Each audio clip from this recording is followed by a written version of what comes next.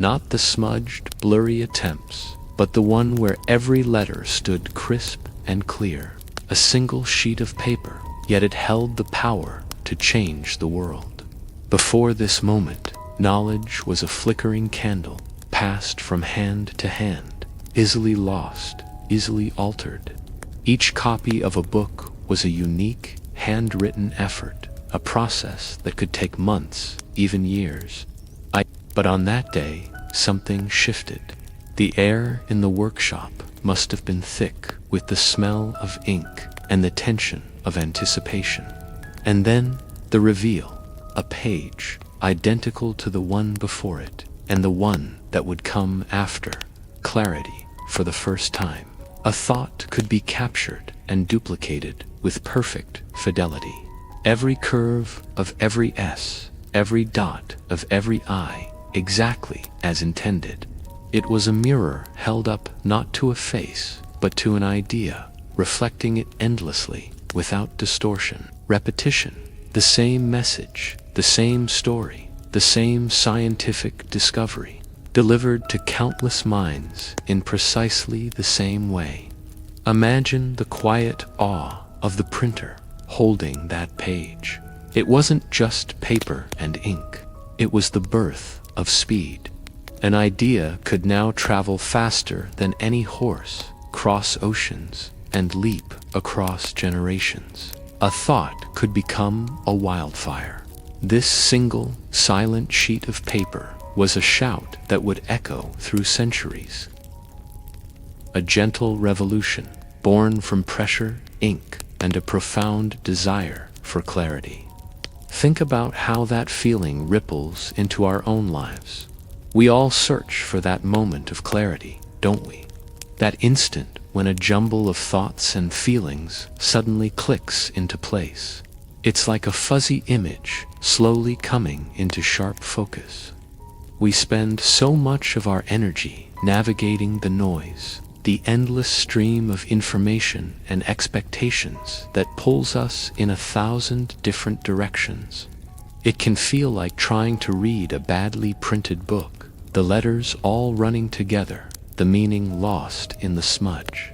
But then, a moment of stillness arrives. Maybe it's on a quiet morning walk, or in the middle of a conversation where you feel truly heard. Or perhaps it's just sitting alone, allowing your mind to settle. And in that stillness, a single, clear thought emerges. This is what matters. This is who I am. This is the next step I need to take. It's not a lightning bolt from the sky, but a quiet, deep knowing. It has the same power as that first printed page, the power to cut through the confusion and show you a clear path forward. And with that clarity comes a new kind of speed. When you know your direction, you stop wasting energy on detours and dead ends. You move with purpose. It's like a river that knows its course to the sea. It doesn't fight the rocks. It flows around them. It doesn't question its destination. It simply moves towards it. This is the speed that comes from alignment, from having your thoughts, your feelings, and your actions all pointing in the same direction. It feels less like striving and more like arriving. You're no longer battling your way upstream. You're carried by the current of your own conviction. This journey towards clarity and purpose is a gentle one. It's not about forcing an answer or wrestling with your thoughts until they submit. It's about creating the space for the answer to arise naturally. It's about cultivating a sense of gentle awe for your own inner world. Consider the quiet wonder of watching a flower unfold. You can't force the petals to open faster. You can only provide the right conditions, the sunlight, the water, the care, and then watch in awe as it reveals its beauty in its own time. Our own self-discovery is much the same. We must be patient, kind, and observant. We must trust the process. Let's practice this together right now. Find a comfortable position. Gently close your eyes if you feel safe to do so. Let's not try to achieve anything. Let's simply be. Bring your attention to your breath. Don't change it, just notice it. Feel the cool air entering your nostrils, filling your lungs. Feel the gentle rise of your chest and belly, and feel the warm air as it leaves your body, carrying with it any tension you might be holding. In and out, a simple, natural rhythm. This is the rhythm of life, happening all on its own. Each breath is like turning a page. With each inhale, you welcome the present moment. With each exhale, you let go of the moment that has passed. There is nothing to do, nothing to fix, just this breath. If your mind wanders, and it will, gently guide it back. No judgment, no frustration, just a kind return to the sensation of breathing. Imagine your thoughts are like clouds drifting across the sky. You don't have to climb onto them or push them away. You can just watch them float by from the stable ground of your breath, in and out. Can you feel the stillness growing in the space between the thoughts? That is the space where clarity is born. This stillness isn't empty, it's full. It's full of potential. It's the clean, unprinted page waiting for your truth to be written upon it. As you continue to breathe, allow a sense of gentle awe to fill you. Awe for the simple fact that you are here, breathing. Awe for the complexity and resilience of your body, which functions without your conscious command. Awe for the capacity of your mind to find peace amidst the chaos. You are a universe of wonder, and your breath is the gentle tide that connects it all. Let this feeling of calm breathing and gentle awe be your anchor. When the world feels overwhelming, when the noise becomes too loud, you can always return to this place. It started quietly, so quietly that for a long time no one noticed. Or rather, those who did notice dismissed it as a statistical anomaly, a brief flicker in the grand, predictable patterns of human behavior. The first signs appeared not in dramatic headlines, but in the dry, dusty reports compiled by low-level government analysts and sociologists. A slight dip in weekend retail figures, a marginal increase in public library attendance on weekday evenings, a subtle, almost imperceptible shift in the online chatter, with certain philosophical forums seeing a quiet surge in traffic. These were whispers in the data, easily ignored. But whispers, if you listen long enough, can form a chorus. It was the church that first felt the change in a more tangible way. Not the grand historic cathedrals, but the small, local parishes and community chapels. Pastors and priests began to share stories in their private circles. The usual faces were still there, but they were joined by new ones, not in a sudden flood, but a steady, quiet trickle. These newcomers weren't the lost souls they were used to seeing, those seeking solace in a moment of crisis. They were thoughtful, inquisitive people. They sat at the back, observed the sermons with a focused intensity, and left without a word. They weren't joining, they were studying. They were borrowing hymnals and religious texts, not with fervent devotion, but with the quiet curiosity of a scholar. The collection plates didn't see a significant increase, but the local libraries reported a sudden demand for books on theology, comparative religion, and church history. Something was stirring, but it wasn't a revival. It was an investigation. Then the politicians started to worry. Their world is built on predictability, on polls and focus groups that tell them what people want, what they fear, and how they will vote. But their models were starting to glitch. The old triggers economic promises, patriotic slogans, fear of the other. were becoming less effective. Voter turnout in local elections dipped slightly, but more concerning was the nature of the engagement. At town halls, the usual shouting matches were replaced by pointed, well-researched questions about long-term policy, ethical frameworks, and governmental transparency. People seemed less interested in promises and more interested in principles. Political strategists were baffled. Their tried-and-true methods of riling up the base were falling flat. An attack ad that should have ignited outrage was met with quiet analysis of its logical fallacies. A grand promise of tax cuts was countered with detailed questions about its impact on public services decades down the line. The electorate was becoming less of a crowd to be managed and more of an intellectual opponent to be debated. And for many in power, that was a terrifying prospect. They were used to playing checkers with the public. Suddenly, the public was playing chess. This led to the third and most concerning phase for the authorities: the struggle for the control of information. For centuries, power was maintained by controlling the narrative. You told people what to believe, what to value, and what to fear. But now, the narrative was fraying. The 24-hour news cycles, with their manufactured outrage and partisan squabbles, were seeing a decline in viewership. Instead, people were turning to long-form lectures, academic papers, and historical archives. They were forming small, informal study groups in cafes, parks, and living rooms. They weren't discussing the latest scandal.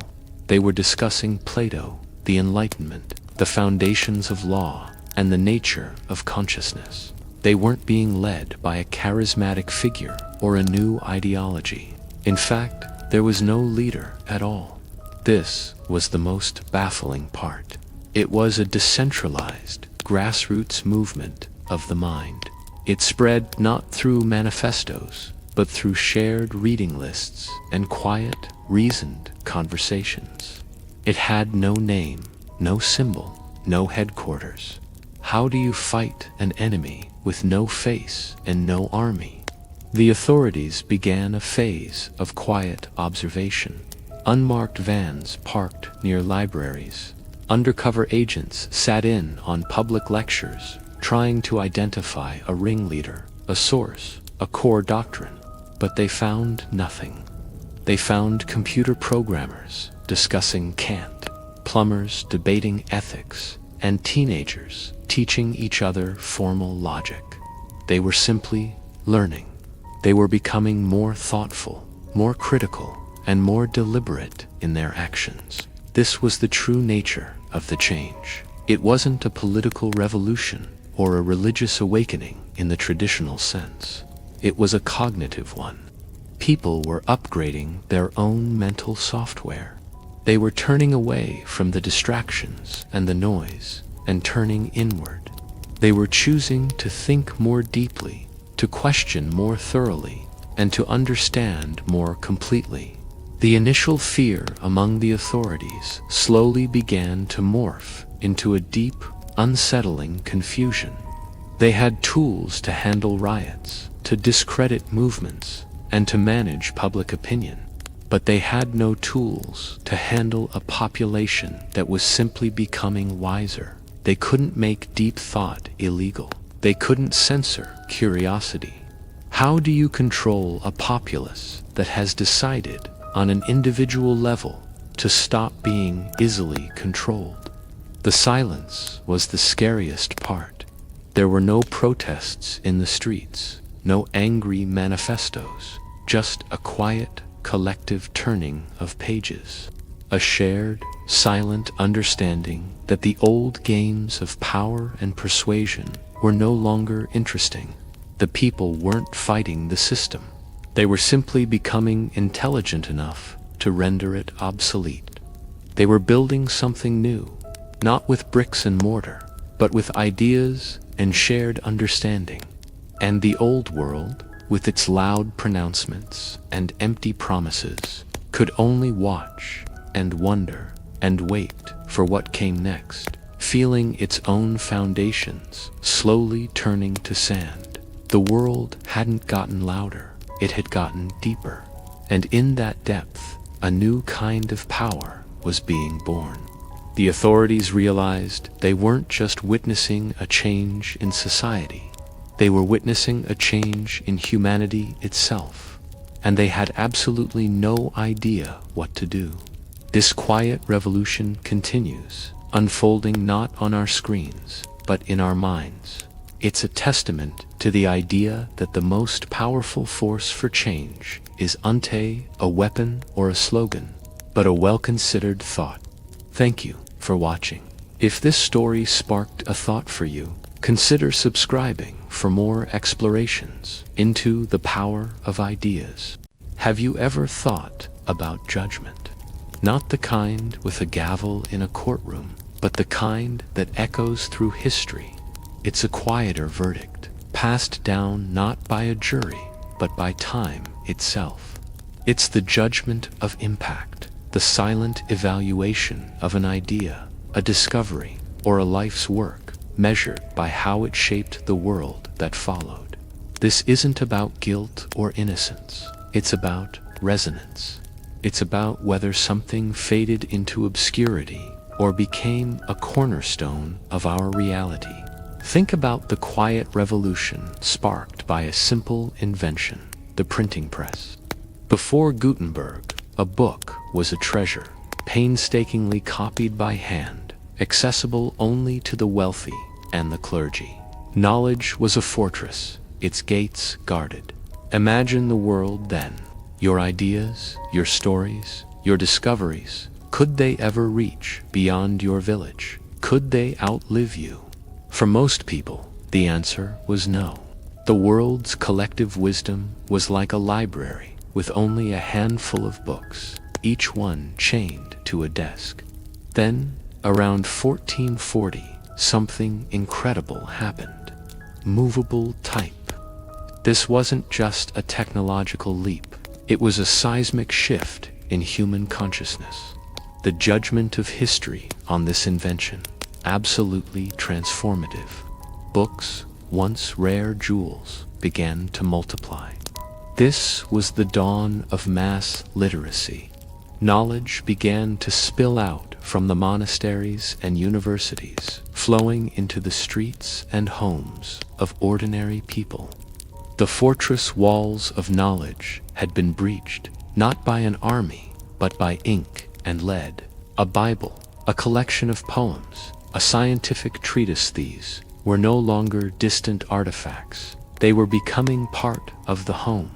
This spread of literacy wasn't just about reading, it was about thinking. When people can access information for themselves, they begin to question. They start to form their own opinions. This wave of change rippled outwards, touching every aspect of society. The Protestant Reformation, for example, was powered by the printing press. Martin Luther's 95 Theses weren't just nailed to a church door. They were printed and distributed across Germany and Europe with astonishing speed. People could read his arguments for themselves, unfiltered by the established church. It ignited a debate that reshaped the religious and political landscape of the Western world forever. It was a clear demonstration that an idea, once printed, could take on a life of its own, far beyond the control of any single authority. The judgment of history on this moment is clear. The press amplified a single voice into a chorus of revolution, the Renaissance. That great rebirth of art, science, and culture was also fueled by this new technology. Ancient texts from Greece and Rome, once lost or locked away, were rediscovered, printed, and studied widely. Thinkers like Erasmus could share their humanist ideals, advocating for reason, tolerance, and education. This created a shared intellectual conversation across Europe. A scientist in Italy could read the work of an astronomer in Poland, build upon it, and publish their own findings. This is how the scientific revolution began. Knowledge became a collaborative, cumulative project, not a series of isolated discoveries. Copernicus, Galileo, Newton, they were part of a growing, printed web of knowledge that connected the greatest minds of the age. The silent verdict of history was that the printing press didn't just spread old knowledge, it created the fertile ground for new knowledge to blossom. This leads us to the Age of Enlightenment in the 17th and 18th centuries. Philosophers like John Locke, Voltaire, and Rousseau wrote about liberty, human rights, and the nature of government. Their books and pamphlets were printed in huge numbers and smuggled across borders. These ideas about democracy and individual freedom became the intellectual fuel for the American and French revolutions. The very concept of the consent of the governed was a radical idea that spread like wildfire thanks to the printed word. The judgment of history here is profound. The pen, amplified by the press, truly became mightier than the sword. It armed ordinary people with the most powerful weapon of all, an idea of a better, fairer world. And what about education? For centuries, education was a privilege, but as books became cheaper and more available, the demand for literacy grew. This led to the slow but steady development of public education systems. The goal was no longer just to train a small elite.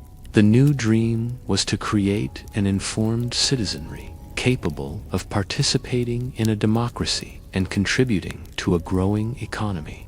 This peaceful, gradual revolution in education is one of the most powerful legacies of the printing press. It's a process that continues to this day as we work to bring literacy and education to every corner of the globe. The historical verdict is that widespread education, a cornerstone of modern society, is a direct descendant of that first printed page. It's a quiet revolution, fought not with battles, but with primers and textbooks in classrooms and libraries around the world. So, when we look back, we see this incredible, flowing current of history. It started with a simple machine that could arrange letters, but its impact was anything but simple. It broke down walls. It empowered individuals. It fueled revolutions in faith, science, and government. This is the judgment of impact. It's not a dramatic, sudden event. It's a peaceful, historical flow, a chain reaction of cause and effect that unfolds over centuries. The spread of books, the rise of literacy, the explosion of new ideas, the call for reform, the drive for education for all part of the same story. It's the story of how one innovation, judged by time, became a force that peacefully reshaped our entire civilization. It's a powerful reminder that sometimes the most profound changes do uncome from the noise of battle, but from the quiet turning of a page. This continuous stream of knowledge and progress hasn't stopped. In our own time, we're living through another information revolution, the internet. Just as the printing press democratized access to the written word, the internet has democratized access to a global network of information and communication. The parallels are striking.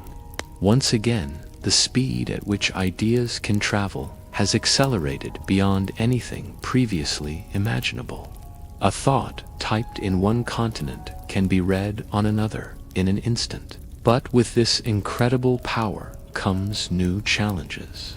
Just as the printing press could be used to spread both enlightenment and propaganda, the internet is a double-edged sword. The judgment of history on our digital age is still being written. Will we use this power to build on the legacy of the past, to foster understanding, promote education and champion reason, or will we allow the noise to drown out the signal? The final verdict on our time will be judged by the impact we choose to make. Thank you for watching. If this story resonated with you, please consider subscribing for more explorations into the forces that shape our world. Have you ever considered how far an idea can travel? An army, no matter how vast, can only march as far as its supplies and soldiers will carry it. Its influence is bound by geography, by physical borders, and by time. But an idea is weightless. It needs no supply lines, no marching orders. It can cross oceans on a whisper, traverse continents in the turning of a page. Its only limitation is the human mind's willingness to receive it. This is a story about the quietest, yet most powerful force in human history, the written word. Imagine the soft, golden light of dawn filtering through a large window. It illuminates dust motes dancing in the still air of a library, a grand public reading room filled with towering shelves of books. Each spine is a doorway, a potential journey. Now, picture a smaller, more intimate scene. A cozy armchair in the corner of a living room, a single lamp casting a warm glow on an open book as the world outside sleeps. Or think of a classroom, a young student's eyes wide with wonder, their finger tracing the words on a page, discovering a universe they never knew existed. From the grandest halls of knowledge to the quietest corners of our homes, this is where the magic happens. This is where ideas begin their incredible, unstoppable journey. Long before pixels and screens, before the instant gratification of a search engine, knowledge was a treasure, carefully guarded and painstakingly shared. In ancient Alexandria, a library sought to contain all the world's knowledge under one roof for breathtaking ambition. Scrolls were hand-copied by scribes, each one a testament to dedication, a single flickering candle against the darkness of ignorance. A single copy of a great philosophical work might be the only one in an entire city or even a country. To read it was a privilege, an event. Then came the printing press, a revolution not of swords, but of letters. Books, once the exclusive property of kings and clergy, began to find their way into the hands of merchants, artisans, and farmers. The cost of a single book, once equivalent to a small estate, dropped dramatically. Think of the sheer power of that shift. A farmer in the fields of France could read the same radical thoughts on liberty as a scholar in a London study. A woman in a small German town could access the same scientific discoveries as a professor at a grand university. The world began to shrink, not because of new roads or faster ships, but because minds were suddenly connected across vast distances. Ideas about democracy, about science, about human rights began to spread like wildfire. They couldn't be stopped by castle walls or royal decrees. They had been set free. This wave of accessible knowledge reshaped societies. It fueled the Renaissance, sparked the Reformation, and laid the intellectual groundwork for the Age of Enlightenment. People began to question everything they had been told, armed with information and perspectives from beyond their immediate village or town. They realized they were not alone in their thoughts, their hopes, their frustrations. They were part of a vast, invisible conversation happening across Europe and beyond. The world was being remade, not by conquest, but by comprehension. Of course, with great power comes great responsibility, and also great fear. For as long as people have sought to spread ideas, others have sought to suppress them. The book burner is a figure as old as the scribe. Why? Because they understand the true threat. You can defeat an army in battle, but how do you defeat an idea that has taken root in the minds of millions? You can't. You can burn the books, but you can't erase the memory of what was read. The very act of banning a book often gives it more power, making it a forbidden fruit, an object of intense curiosity. It's a testament to the enduring power of the written word, that even today, in our digital age, the act of censoring a book is still seen as a potent and often desperate political tool. Then, our modern era arrived, bringing with it a new kind of revolution, the internet. If the printing press was a wildfire, the internet is a supernova. An idea can now travel the entire globe, not in weeks or months, but in a fraction of a second. The sum of human knowledge, something the Library of Alexandria could only dream of, is now theoretically accessible on a small device you hold in your hand. From a remote village in the Himalayas to a bustling metropolis like Tokyo, a person can access the same articles, the same scientific papers, the same great works of literature. We are living in an unprecedented age of information. A student in sub-Saharan Africa can take online courses from the world's top universities. A home cook in the American Midwest, a citizen journalist can broadcast events to the world from their phone, bypassing traditional media gatekeepers. This is the promise of the digital age, a truly global conversation, a democratization of knowledge on a scale previously unimaginable. It's a beautiful, powerful vision, but this explosion of information has also created new challenges. Our attention has become the new currency, and there's a constant battle for it.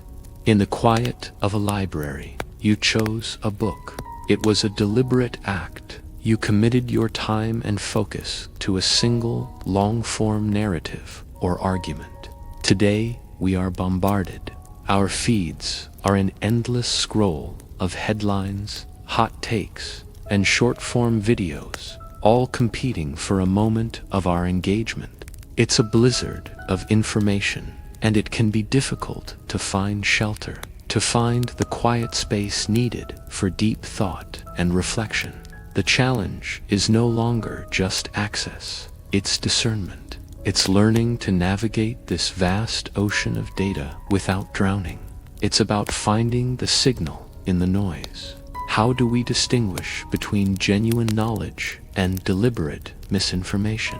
How do we cultivate the patience for a complex argument when a simple and often wrong answer is just a click away? We've traded the scarcity of information for the scarcity of attention. In a way, the quiet, deliberate act of choosing a book, of sitting down and giving it your undivided focus, has become a radical act of rebellion in our hyper-connected world. So what is the future of the idea? Where does its journey go from here? Perhaps the next frontier isn't about speed or volume, but about depth and understanding. Maybe it's about learning to blend the best of both worlds, using the incredible reach of our digital tools to discover new voices and perspectives, but then having the discipline to step away from the noise to find our own quiet reading rooms, whether they're physical or mental, and truly engage with those ideas. The journey of an idea is, in the end, the story of humanity. It's a story of curiosity, of connection, of the relentless human desire to understand our world and our place in it. From a hand-carved tablet in ancient Mesopotamia to a glowing screen in your hand today, the medium has changed, but the mission remains the same. To share a spark of light, a piece of a puzzle, a new way of seeing, to send a thought out into the world and watch as it finds a home in the mind of another. perhaps changing their world, and in turn, changing the world for all of us. The most powerful armies march to conquer land, but the most powerful ideas, they march to liberate minds, and that is a journey without end. Thank you for watching. Have you ever considered how much of our world, our very thoughts, were shaped by one quiet, unassuming invention? Tonight, let's take a journey back in time, not with a bang, but with a gentle press. Picture a small workshop in 15th century Mainz, Germany. The air smells of ink, wood, and metal. A man named Johannes Gutenberg is working, not with a sword or a crown, but with tiny, meticulously crafted pieces of lead, each letter a silent soldier waiting for its orders. Before this moment, knowledge was a luxury. It was chained to monastery walls, locked in the memories of a select few. A single book could take a lifetime to copy by hand, its pages filled with the beautiful but slow work of a scribe's patient quill. Ideas traveled at the speed of a horse or a ship, often getting lost in the vastness of the world. Humanity was like a scattered library, each person holding only a few precious pages, unaware of the grand story being written elsewhere. Then, the press, a simple lever, a screw, a bed of type, with a gentle pull, an entire page is born, and another, and another. Suddenly, words could be duplicated, not once, but hundreds, thousands of times. It wasn't a loud revolution.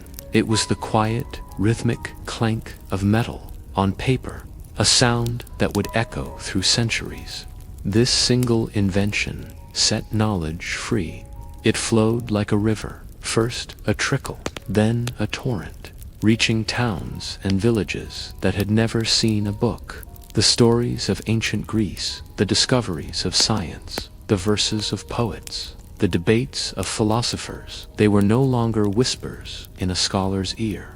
They became conversations happening in public squares, in homes, in universities that sprang up in their wake. People began to see the world not just through their own eyes, but through the eyes of countless others, living and dead. This quiet press taught us to think together, to argue, to build upon each other's ideas. It connected minds across continents and generations.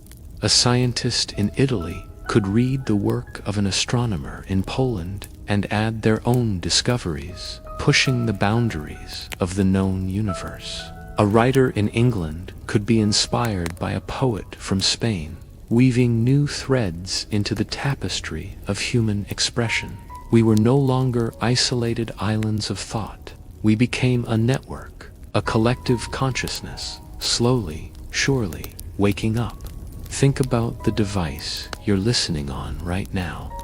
This screen, this stream of sound, is a direct descendant of Gutenberg's press. The code that makes it work, the very idea that information can be shared instantly and globally, has its roots in that humble German workshop. We've traded lead type for pixels, ink for data packets, but the fundamental principle is the same: to connect, to share, to understand. Our modern world is so loud, so fast. We are bombarded with information, a constant stream of voices and images. It can be overwhelming, making us feel more disconnected than ever. But tonight, let's remember the quiet beginning. Let's remember that at the heart of all this noise is a simple, beautiful desire to reach out, to share a piece of ourselves with another. Every post, every message, every video is a modern-day page from the press. We are all printers now, all authors, all scribes. We are sharing our own stories, our own discoveries, our own small verses in the great poem of humanity. Sometimes we forget the power in that, the quiet miracle of connection. So, as you drift off to sleep, let your mind settle.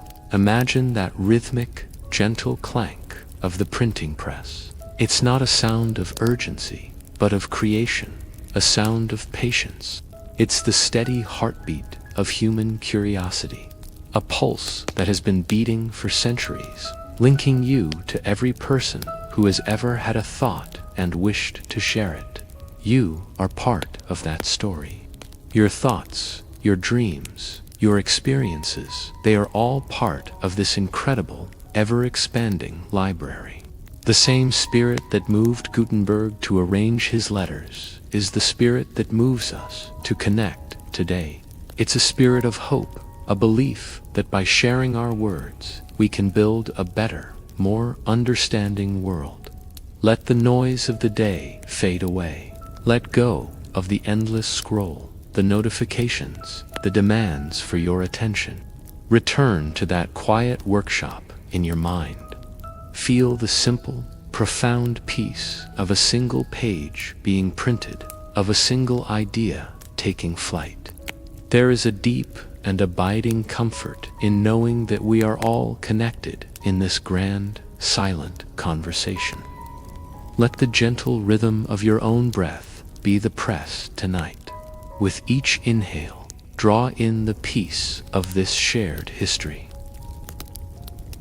The story of humanity is still being written page by page, night by night. And tonight, you add your own quiet chapter. Rest now. Rest in the knowledge that you are a part of something vast, something beautiful, something that began with a quiet invention and continues in the silent landscape of your dreams. Sleep well.